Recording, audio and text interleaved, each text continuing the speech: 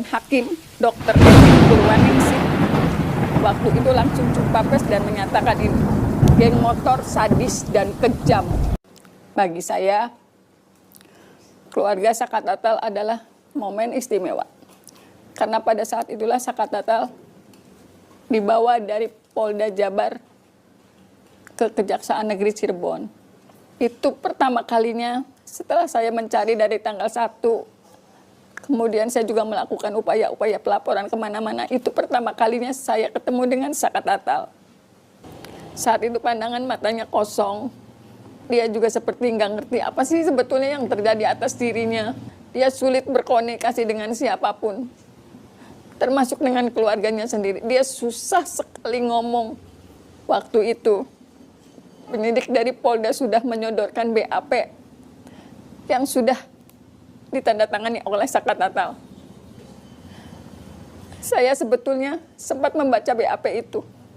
Tapi saya susah menanyakan ke Saka Tatal, apa betul peristiwa yang tertuang dalam BAP itu kamu alamin? Saya susah sekali ngomong seperti itu karena Saka juga nggak bisa ngomong apa-apa. Anggota menyatakan, kalau ibu nggak tanda tangan, hari ini juga kami akan pilihkan pengacara yang ditunjuk oleh negara. Itu yang saya ngambil resiko terberat. Dan Hakim Dr. Etik Purwaningsih waktu itu langsung jumpa pers dan menyatakan ini geng motor sadis dan kejam. Menangkap pelaku kejahatan tersebut. Kalau nggak diadakan, nggak dimusnahkan geng motor nantinya lantas membasmi geng motor agar pindah tenang di sana. Terus terjadi di wilayah Kebrutalan geng motor.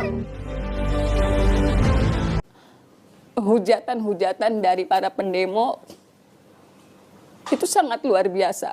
Karena setiap mereka keluar dari mobil tahanan, itu sudah ada massa yang berada di kiri kanan mobil tahanan, kemudian tepakin kepalanya, ada yang mukul, dan itu terjadi setiap kali sidang.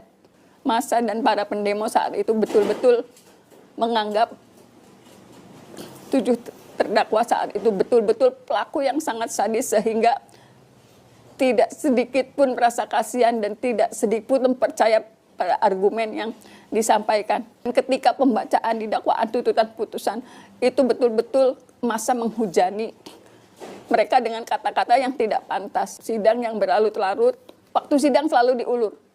Kadang-kadang sampai malam, dan itu membuat psikologis kami juga sudah rusak. Semakin banyak hujatan yang kami dapatkan. Baik saya sebagai pengacara maupun para 7 terdakwa waktu itu yang menjadi tontonan. Tapi kan yang jadi persoalan, ketika orang yang menyatakan ini kecelakaan lalu lintas, justru mendapatkan sanksi dan dihukum oleh institusinya. Sama dengan Saka Tatal yang waktu itu divonis 8 tahun. Itu adalah mimpi terburuk saya. Tetapi di satu sisi, para pendemo bersorak ketika mendengar putusannya seumur hidup. Menyatakan hukuman itu masih belum pantas. Harusnya mereka ditembak mati di tempat.